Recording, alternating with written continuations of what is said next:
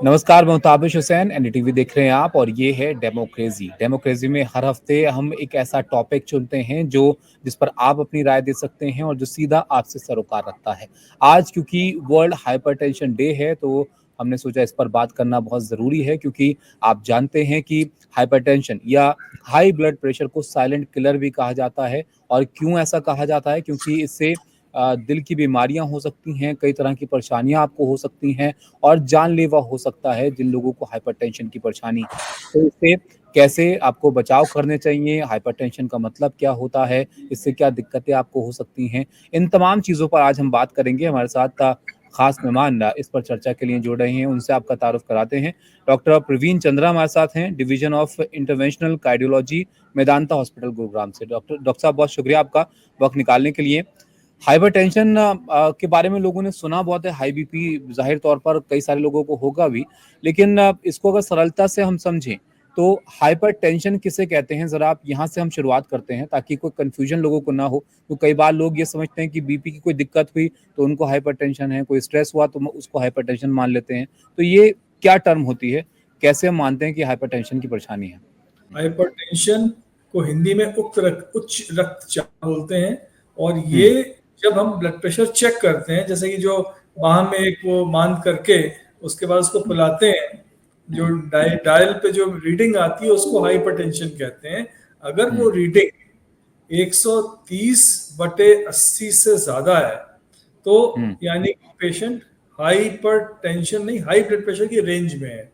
लेकिन अगर उसकी रीडिंग 140/90 से ज्यादा या उतनी है या उससे ज्यादा है तो उसको हाइपरटेंशन कहा जाता है। For hmm. एग्जांपल, अगर किसी की रीडिंग आई 150/90, हम्म। 160/100, तो इसके मतलब इसको हाइपरटेंशन है। और जिनकी रीडिंग 130/80 या उससे नीचे है, इसके मतलब वो नॉर्मल है। तो जो भी ब्लड प्रेशर जिनका एक्सीड कर रहा है या ज्यादा बीपी उनका पहुंच रहा है तो उसको हाइपरटेंशन में काउंट करते हैं। डॉक्टर साहब, ये भी जरा आप बताइए कि आखिर ये परेशानी होती क्यों है? क्या सीधा दिल से हृदय रोग से जुड़ा हुआ मामला यहाँ पर होता है या किसी और वजह से भी आपका बीपी फ्लक्चुएट करता है? तो हाइपरटेंशन के बहुत सारे कारण होते हैं। और हाई ब्लड प्रेशर जो है या हाइपरटेंशन, उसका हृदय से संबंध तो है, लेकिन हृदय रोग हाइपरटेंशन नहीं करता। हम्म। हाइपरटेंशन से हृदय रोग होता है। Problem okay. ये है।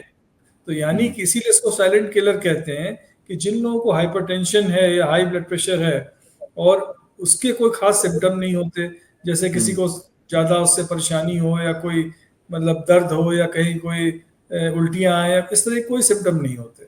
हम्म। हद से हद जो हाइपरटेंशन के सिम्टम्स हैं वो सिर में भारीपन होना, थोड़ा चक्कर सा आना, थोड़ा सा गुस्सा आना और हम्म।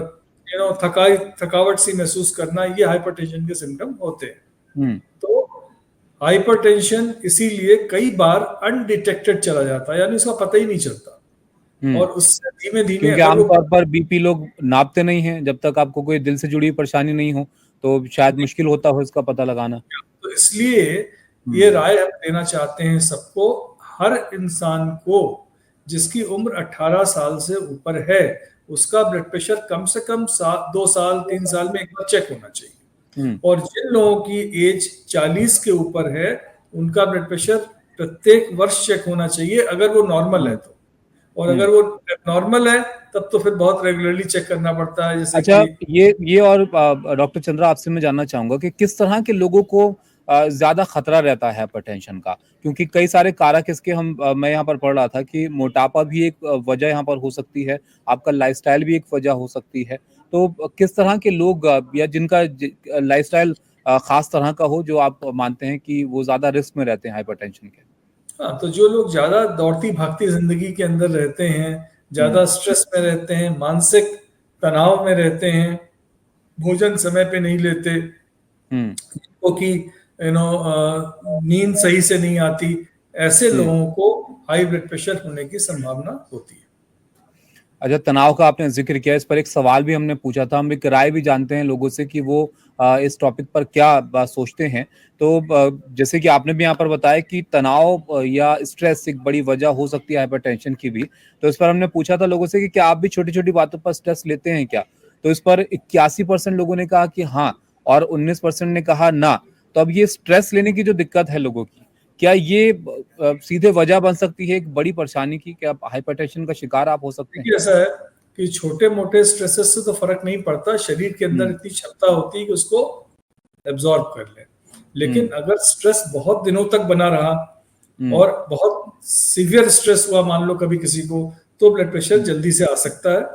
हम्म। इसलिए तनाव को अगर है तो ज़्यादा दिन तक नहीं रखना चाहिए, उसको कंट्रोल करना चाहिए, उसका हम्म। समाधान करना चाहिए। और अगर बहुत ज़्यादा तनाव कभी एकदम से होता है तो उसको भी कंट्रोल करने की कोशिश करना चाहिए, जैसे रेस्ट करना, आपस में सलाह करना या बातें करना, जिससे कि उस प्रॉब्लम का सोल्यूशन निकले।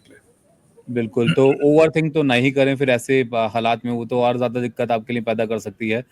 तो क्या कोई डॉक्टर साहब इसका एज से भी ताल्लुक होता है? क्या कोई ख़ास एज में आप मानते हैं कि युवाओं को भी, क्योंकि आजकल हम देख रहे हैं हार्ट अटैक हो जा रहा है यंग एज में लोगों को, तो एज से कोई फ़र्क इसका पड़ता है या किसी भी एज के लोग को हाइपरटेंशन की परेशानी हो सकती है? देखो आमतौर पे आपको जो ब्लड प्रेशर है वो 40 साल के उम्र या उससे ज़्यादा में ज़्यादा संख्या में पाया जाता हुँ। है। 40 साल की कम उम्र के लोगों में इसीलिए हम लोग कहते हैं कि भाई 18 से 40 में शुरुआत हो सकती है, हुँ। लेकिन 40 के बाद ज़्यादा इसकी बहुतायत पाई जाती चांसेस है, हो जाते हैं। क्योंकि हुँ। लोगों को तनाव बढ़ जाता है, लोगों की जीवन शैली बदल जाती है। तो इन सारी चीज़ों, क्योंकि ये जीवन शैली से भी रिलेटेड है, हुँ। जितना स्ट्रेस, जितना तनाव, जितना खाना पीना, जितनी भाग दौड़, इन सब चीज़ों से होता है। बिल्कुल, तो कई सारी वजहें हैं जो इसके कारक हो सकती हैं, जिन वजह से आपको हाई ब्लड प्रेशर या हाइपरटेंशन की परेशानी हो सकती है। लेकिन अगर किसी को ये दिक्कत है डॉक्टर चंद्रा, तो वो किस तरह के रिस्क में है? क्योंकि इससे कई तरह की आपके ऑर्गन्स पर असर पड़ सकता है, आपको ज़ाहिर तौर पर हार्ट की परेशानी हो सकती है, जैसे कि आपने यहाँ पर ज़िक्र किया। अगर किसी को हाइपरटेंशन है, तो उसके शरीर को किस तरह का नुकसान इससे हो सकता है? किस तरह के खतरे उस व्यक्ति के सामने होते हैं? तो शरीर में हाइपरटेंशन की वजह से बहुत ही खतरनाक इसके एंड रिजल्ट्स हो सकते हैं, जिसको कि हुँ। हम लोग हाइपरटेंशन मीडिएटेड ऑर्गन डैमेज कहते हैं। इससे यानी कि हुँ। शरीर के कुछ मुख्य जो ऑर्गन्स हैं वो डैमेज हो जाते हैं, जैसे कि ब्रेन, जैसे हुँ। कि हार्ट, जैसे कि किडनी, जैसे कि आंखें, ये सब पे हुँ। असर आता है इसका। इसीलिए माना जाता है कि ये जो है इसको कंट्रोल शुरू से करना चाहिए और लग के करना चाहिए, ताकि ये ना तो बढ़े, और अगर बढ़े तो कंट्रोल में बना रहे। बिल्कुल, इस पर बहुत अच्छे से आपने समझाया। अब जाते-जाते सर आपसे एक सलाह ज़रूर जानना चाहेंगे, क्योंकि आपका अनुभव है इतना, और आजकल की जिस तरह की ज़िंदगी लोगों की है, व्यस्त रहते हैं, कई चीज़ों का ध्यान नहीं रखते हैं, तो क्या सलाह आप देना चाहेंगे कि आप इस साइलेंट किलर से थोड़ा सुरक्षित रहें और इसका ध्यान रखें? देखिए, सबसे पहली बात तो है कि इसकी जाँच के बारे में हमने बताया कि हुँ। चूँकि इसका कोई सिम्पटम नहीं होता, इसलिए समय-समय पे ब्लड प्रेशर का चेकअप कर लेना चाहिए। हुँ। और प्रायः ये देखा गया है कि अगर घर में आपके बीपी इंस्ट्रूमेंट की मशीन अगर है, जो कि हुँ। बहुत महँगी नहीं होती है आजकल, तो आप घर पे भी रख सकते हैं। अगर 1-2 बार पाया गया हाई है, तो घर पे रखिए, उससे जाँच करते रहिए। उसको अवॉइड मत करिए। क्या होता है कि बहुत से बार लोग ब्लड प्रेशर चेक नहीं कराना चाहते, और अगर होते हुए भी चेक नहीं करते, क्योंकि डरते हैं कि अगर हाई हुँ। निकलेगा तो दवा खानी पड़ेगी। तो हुँ। दवा से नहीं डरना है, ब्लड प्रेशर से डरना है। ब्लड प्रेशर को कंट्रोल में रखना है। अच्छा, अगर किसी को हो गई ये हाइपरटेंशन की परेशानी, तो इज़ इट क्यूरेबल या फिर उसके बाद आपको दवाई चलानी ही पड़ती है? नहीं, देखिए ऐसा है कि पहले 3 महीने हम लोग बगैर दवा के उसको ट्रीट करने की कोशिश करते हैं, यानी जीवन शैली को चेंज करके, जैसे कि नमक का कम खाना। प्रायः हुँ। देखा गया है कि लोग अल्कोहल का इंटेक करते हैं, स्मोकिंग करते हैं, हुँ। और क्या कहते हैं, जो जिनको नमक ज़्यादा खाते हैं, बाहर की चीज़ें खाते हैं, उनको ब्लड प्रेशर हो जाता है और नींद हुँ। पूरी नहीं होती। तो इन सारे हुँ। चीज़ों को पहले कंट्रोल करना है कि ठीक से हुँ। सोइए, नमक कम खाइए, और नमक के लिए भी रिकमेंडेशन है कि 5 ग्राम से कम नमक होना चाहिए प्रत्येक प्रत्येक इंसान के जीवन में। हुँ। प्रतिदिन, हुँ। प्रतिदिन, पूरे जीवन में नहीं, प्रतिदिन हुँ। 5 ग्राम प्रतिदिन। और जिन लोगों को हाई ब्लड प्रेशर है, और हुँ। स्पेशली जिनका हार्ट भी अफेक्टेड है, उनको प्रत्येक दिन सिर्फ 2 ग्राम नमक खाना चाहिए। हुँ। ठीक है? तो इस तरह से अगर हम लोग करते हैं तो ब्लड प्रेशर को अपने काबू में रखते हैं, और हुँ। 3 महीने तक ये सारी प्रक्रिया देखते हैं। अगर हुँ। इससे बीपी कंट्रोल हो गया तो फिर दवा की कोई ज़रूरत नहीं है, इसी को आप हुँ। मेंटेन। लेकिन अगर इससे नहीं कंट्रोल हुआ और बीपी फिर भी 140/90 या उसके ऊपर है, तो दवा लेना ही उचित है, क्योंकि नहीं तो इसके दुष्परिणाम हुँ। काफ़ी लंबे समय तक बने रहेंगे।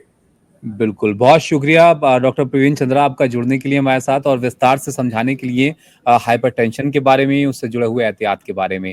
बहुत शुक्रिया। तो ये था इस हफ्ते का डेमोक्रेसी। आप भी ख़्याल रखिए इन सब चीज़ों का जो डॉक्टर साहब यहाँ पर आपको बता रहे थे कि एहतियात अगर आप बरतें तो इस तरह की परेशानियों से आप बच भी सकते हैं। अगले हफ्ते फिर आपसे मिलते हैं एक और टॉपिक के साथ, तब तक के लिए नमस्कार।